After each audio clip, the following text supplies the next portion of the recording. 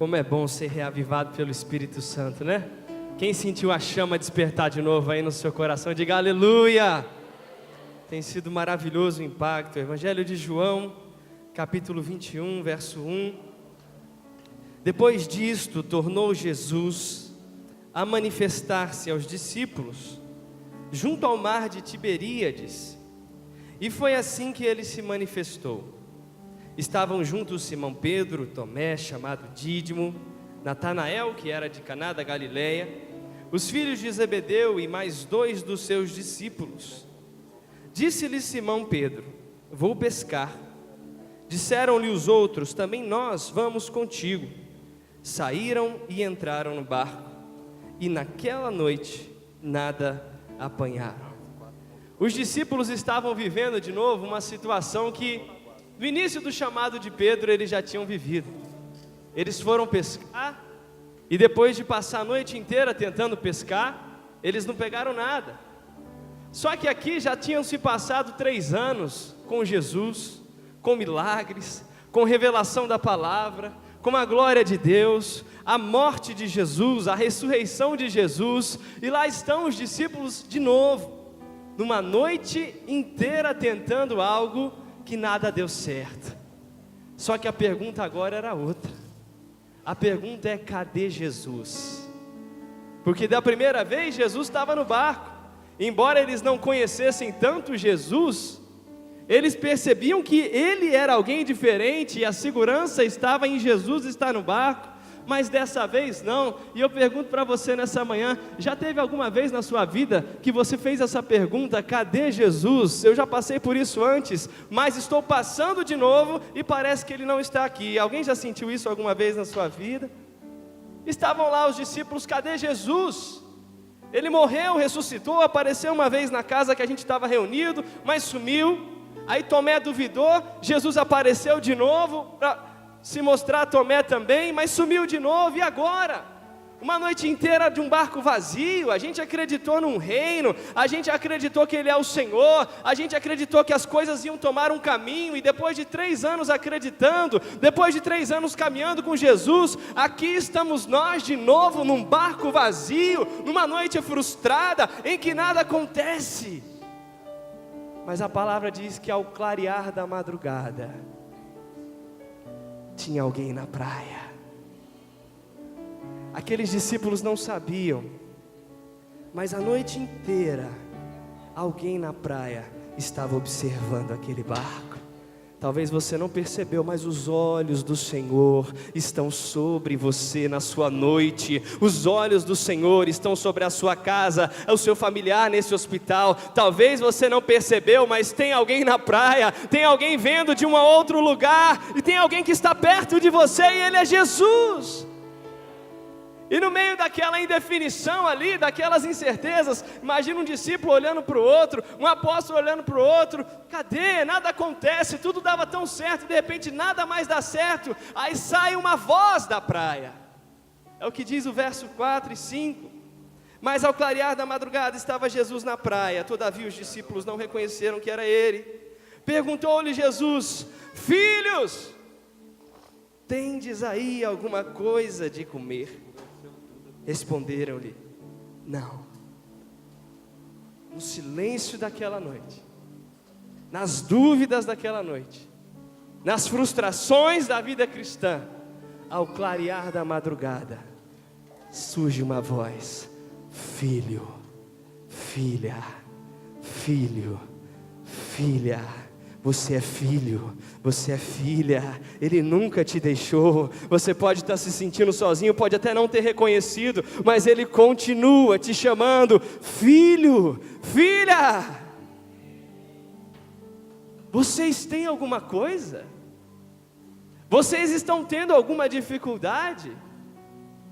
Parece que algo aflige o coração de vocês.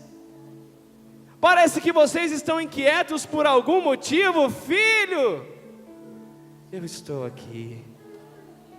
E é interessante que Jesus estava na praia. Jesus não estava no barco dessa vez. É interessante que a palavra depois você pode ver nos rodapés, em algumas observações, o mar de Tiberíades também é o lago de Genezaré, é tudo a mesma região ali, em que tem denominações diferentes, porque são cidades diferentes ali perto, mas são tudo ao redor de águas, e uma única praia ali. E aquela praia foi a praia onde Pedro deixou o barco e seguiu Jesus.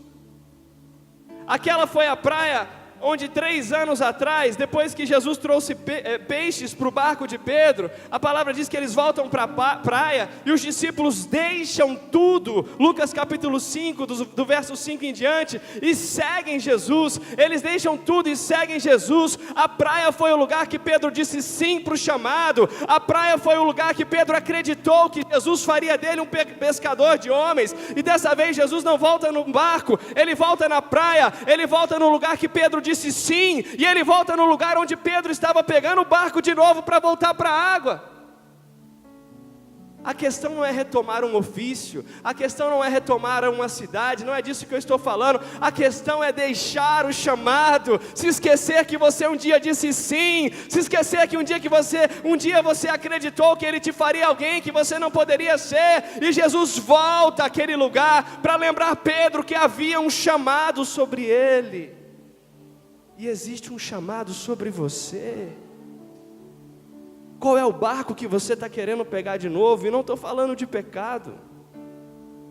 Qual é a ação que você está querendo retomar? Não estou falando que retomar um ofício mais uma vez é algo errado, não. Estou falando o que você talvez está pensando em fazer, que vai te afastar do chamado que Deus tem para a sua vida. Você pode ser um profissional com chamado, você pode morar em qualquer lugar com chamado, mas você não pode fazer algo e abandonar o chamado.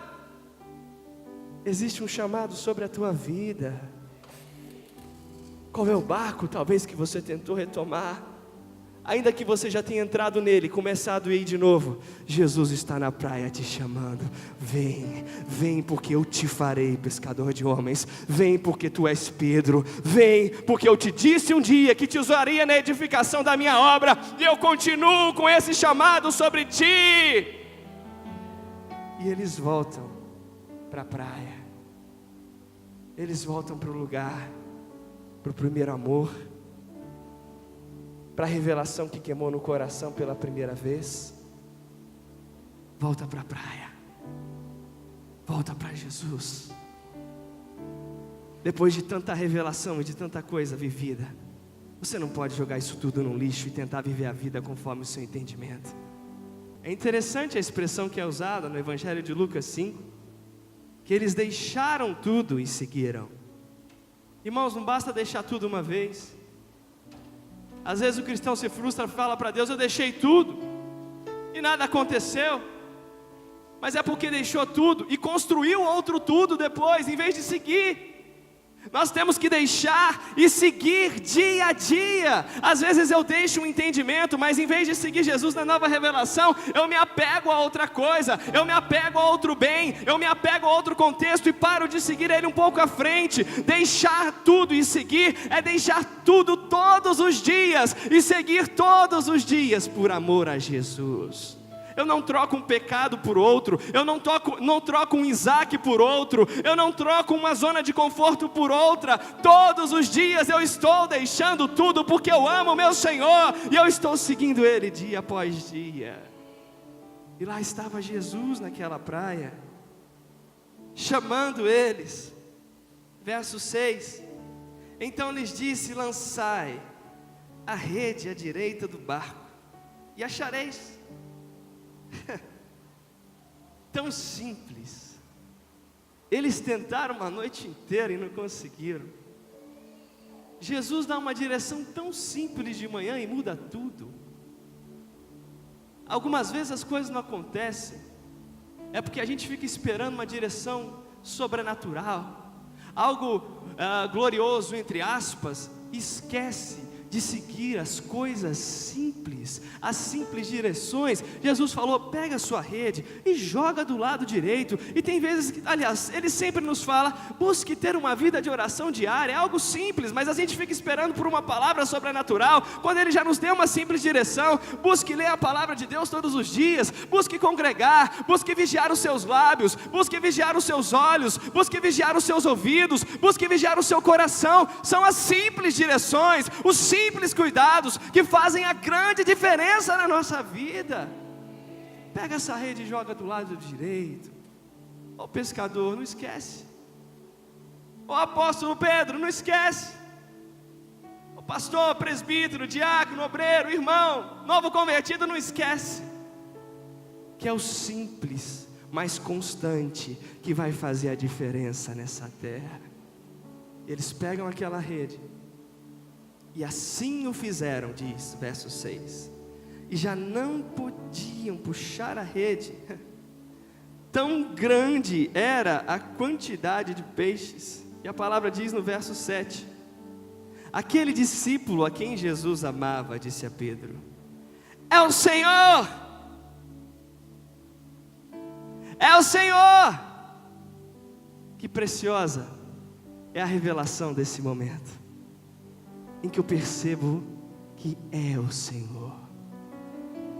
A voz é do Senhor, a direção é do Senhor, quem está perto é o Senhor, é o Senhor, é o Senhor quem está aqui, é o Senhor quem está sendo adorado, é o Senhor quem tem ministrado aos nossos corações. E aquele discípulo tem a revelação: é o Senhor, Ele está conosco, Ele é Emanuel.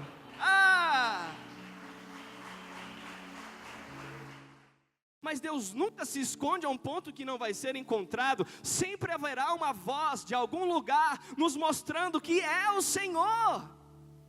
É a voz do Espírito, é a voz de um irmão, é a voz de uma canção, é a voz da palavra. Eu ligo a Fonte FM 107.9 e algo me queima, porque é a voz me dizendo: é o Senhor quem te chama, é o Senhor quem te chama, é o Senhor, é o Senhor, é o Senhor.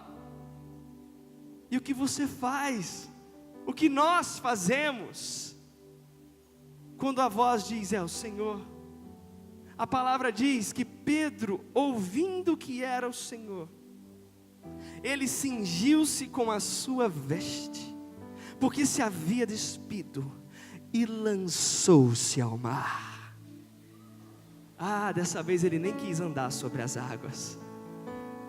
Da primeira vez ele falou: se é o Senhor, né? Se é, me manda aí. Maravilhoso, viveu o sobrenatural, glória a Deus. A vida cristã é marcada assim. Mas agora o Pedro mais maduro, não o Pedro mais novato, falou: me basta saber que é o Senhor, sobre as águas, debaixo das águas, não sei como, me basta saber que é, e eu estou indo para o Senhor, eu estou me aproximando do Senhor, eu ouvi um chamado e eu quero estar perto dEle, aleluia. Ele pula naquela água, depois de tentar pescar a noite inteira, depois de virar a noite acordado. Irmãos, tem tanta gente que vira a noite numa festa maligna, e outro dia está virando o dia de novo, fazendo tanta coisa. E às vezes o cristão, Deus tenha misericórdia de nós, por tão pouco, ouve que é o Senhor, mas não vai. Eu não sei quão cansado você está, mas eu sei que quando nós ouvimos que é o Senhor, não deve haver cansaço, não deve haver desculpa, não deve haver nada entre nós. O Senhor pula nessa água e vai até o Senhor, querido. É o Senhor, é o Senhor. Nesses dias de carnaval o Senhor está nos chamando. Ele está nos chamando pela manhã, Ele está nos chamando para hoje à noite, Ele está nos chamando para amanhã à noite. Existem muitas coisas importantes, mas Jesus nos ensinou com Marta e Maria que existe a melhor parte, e essa não vai ser tirada. Escolha a melhor parte, porque é o Senhor quem está te chamando. Existe a melhor parte, aquilo que importa, aquilo que realmente importa, aquilo que vai ser a base da nossa família. que vai trazer segurança para a nossa casa não é o dinheiro, não. O que vai trazer segurança para a nossa casa não é o reconhecimento humano, não. Deus traz através disso de outras formas. Mas o que vai trazer segurança na nossa casa é a nossa postura de buscar Deus em primeiro lugar. Construir a nossa casa sobre a rocha. E o nosso provedor vai cuidar de todas as coisas. Aleluia. Aleluia. E a palavra segue. Verso 9. Ao saltarem em terra, viram ali umas brasas e em cima peixes. Havia também pão. Disse-lhe Jesus: trazei alguns dos peixes que acabastes de apanhar. Jesus deu a eles a pesca, porque eles trabalharam a noite inteira. E a palavra nos ensina que o trabalhador é digno do seu trabalho. Eu não sei pelo que você tem trabalhado, mas eu sei que a palavra ensina que você é digno do fruto desse trabalho, e o Senhor te trará o fruto desse trabalho. Jesus deu a eles a pesca do que eles trabalharam. Foi uma rede cheia. Aleluia. Mas quando eles chegaram na praia, eles encontraram peixe. Encontraram peixe fora da água. Encontraram uma surpresa. Encontraram algo a mais. Porque Jesus sempre tem algo a mais. Eu não sei pelo que você tem trabalhado, você vai ter esse fruto, mas a natureza do Pai é de ser galardoador. Existe algo a mais preparado na praia, no lugar do encontro, no lugar do restabelecimento do chamado, no lugar do novo sim. Existe algo na brasa, existe algo que não é fruto do trabalho do homem, é fruto do pão que desceu do céu, e é isso que vai nos alimentar no nosso dia a dia, é isso que vai sustentar o que eu estava falando. A sua casa vai ser sustentada primeiro pelo pão vivo que desceu do céu, por Jesus. Nem só de pão viverá o homem, nem só do pão que ele trabalha para ter, mas de toda a palavra que procede da boca de Deus. Verso 11.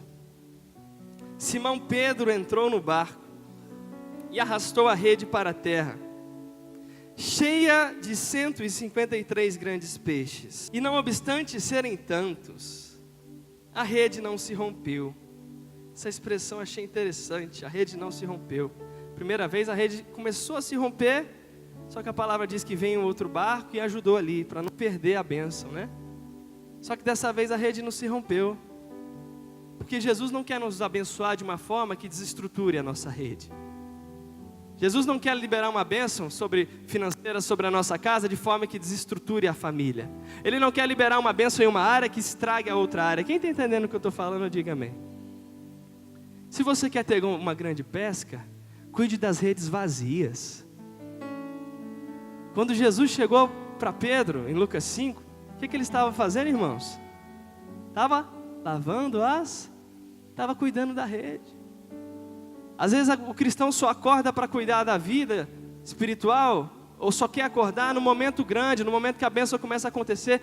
Cuida da rede vazia. Cuida da base, cuida da estrutura, enquanto nada acontece, enquanto você não tem, entre aspas, enquanto parece que ninguém dá valor. Cuide, porque quando vier vai ser muito grande, precisa estar preparado para segurar aquilo ali, e Deus não vai dar além da nossa capacidade, então estruture bem isso aí. A palavra diz que a rede não se rompeu, e verso 12, disse-lhe Jesus: vinde e comei. Nenhum discípulo ousava perguntar-lhe: quem és tu? Porque sabiam que era o Senhor. Vinde e comei. Feche os seus olhos, por favor. Quanto tempo você não ceia com Jesus? Tem uma voz da praia, ele manifesta a preocupação com o barco, na verdade ele quer você. Pergunta: tem alguma coisa aí? Está com dificuldade? Aí a gente não percebe, aí um irmão fala: é o Senhor, é o Senhor. Mas às vezes a gente não percebe, não responde. Até que ele fala: venha e coma. coma comigo, senta na mesa. Senta nesse sofá, entra nesse santuário, fecha o teu olho, abre a palavra. Eu tenho pão para você, eu tenho pão para o teu espírito. Nós não precisamos ser cristãos que andam cambaleando. Nós podemos andar na unção do Espírito, no poder e na unção do Espírito. Tem pão para fortalecer a tua vida espiritual. Vem e coma, desfruta da alegria da minha presença. Desfruta de quem eu sou e não só do que eu posso dar. Desfrute de mim, eu estou aqui, venha comer comigo. Oh, aleluia! Com seus olhos fechados, fala: Senhor, eis-me aqui. Se há algo que você precisa falar com Ele, nesse breve momento fala: Senhor, eu estou ouvindo a Tua voz, eis-me aqui. Perdão pelas vezes que eu não fui, perdão pelas vezes que eu me ocupei, tantas desculpas, tantas coisas, e o Senhor só queria me dar pão, e o Senhor só queria estar comigo, e o Senhor só queria suprir as minhas necessidades. Me perdoa, Senhor, mas eu estou aqui nessa manhã, nós estamos aqui nessa manhã, ceando contigo, nos alimentando da Tua santa palavra. Te amamos, Jesus. Oh, aleluia. Verso 13, veio Jesus, tomou pão e lhes deu, e de igual modo peixe. E já era esta a terceira vez que Jesus se manifestava aos discípulos, depois de ressuscitado dentre os mortos. Depois de terem comido, perguntou Jesus a Simão Pedro: Simão, filho de João, amas-me mais do que estes outros? Ele respondeu: sim, Senhor, tu sabes que te amo. Ele lhe disse: apacenta os meus cordeiros. Tornou a perguntar-lhe pela segunda vez: Simão, filho de João, tu me amas? Ele respondeu: sim, Senhor, tu sabes que te amo. Disse-lhe Jesus: pastorei as minhas ovelhas. Pela terceira vez, Jesus lhe perguntou: Simão, filho de João, tu me amas? Pedro entristeceu-se por ele lhe ter dito pela terceira vez: tu me amas? Respondeu-lhe: Senhor, tu sabes todas as coisas, tu sabes que eu te amo. Jesus lhe disse: apacenta as minhas ovelhas. Uma vez li a respeito da tradução, da palavra amor aqui, e no original, no grego, são duas palavras que nós colocamos como amor. Nas duas primeiras vezes, Jesus pergunta a Pedro: você me ama? O amor ágape, o amor disposto a dar a vida, o amor que Jesus tem por nós, o amor que deu a vida por alguém. Porque anos atrás o bispo Paulo estava falando sobre isso. Pedro, na sua força, no seu entendimento, falou: estou disposto a dar minha vida por ti, eu nunca vou te negar, eu nunca vou te abandonar. Em outras palavras, ele estava falando: eu te amo com o mesmo amor que o Senhor tem por mim, o meu amor por ti é tão perfeito quanto o teu amor tem por mim. Aí nós sabemos a história, ele falha, ele nega, e aí Jesus vem e pergunta: você me ágape? Aí Pedro não. Aliás, Pedro responde: eu te fileo, eu te amo com um amor de amigo, mas Senhor, o meu amor é imperfeito, eu não sou aquele super que eu achava.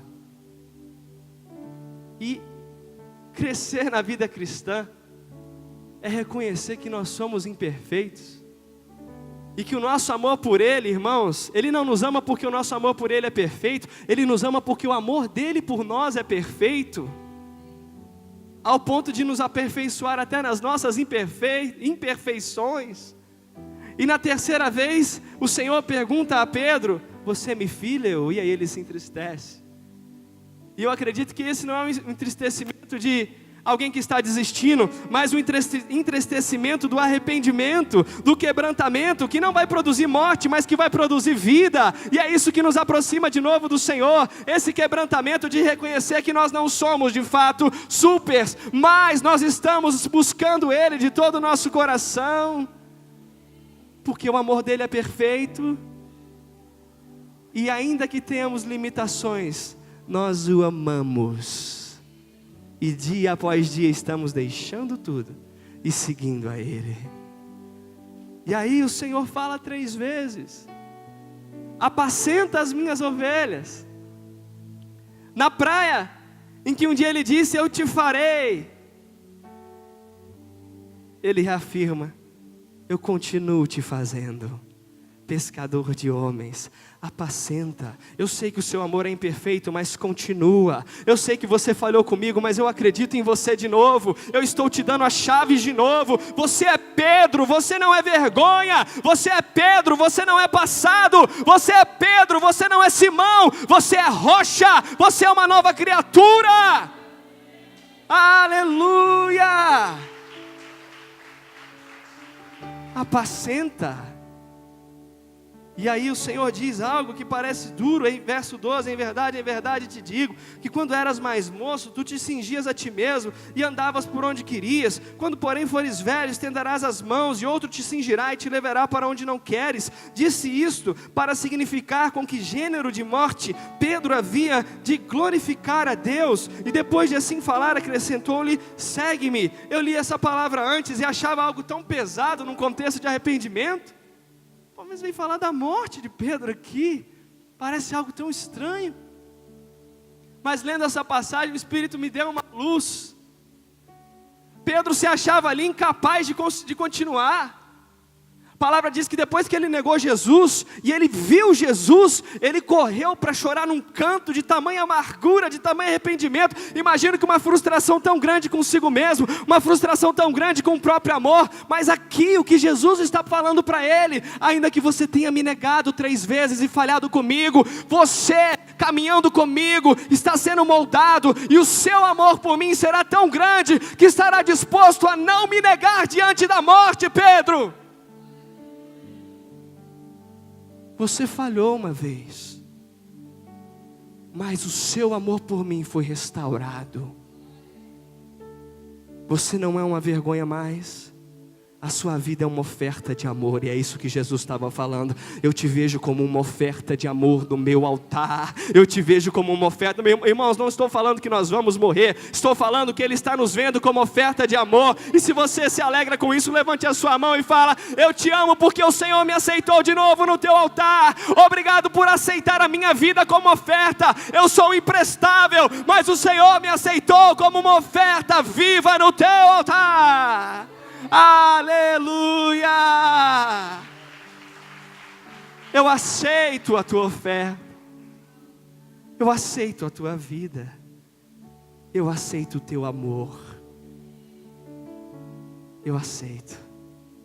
E nós sabemos, pela palavra, tudo que Pedro viveu. Nós não falamos mais do Pedro que negou Jesus, falamos do apóstolo Pedro, homem que foi restaurado e que é uma das colunas da igreja.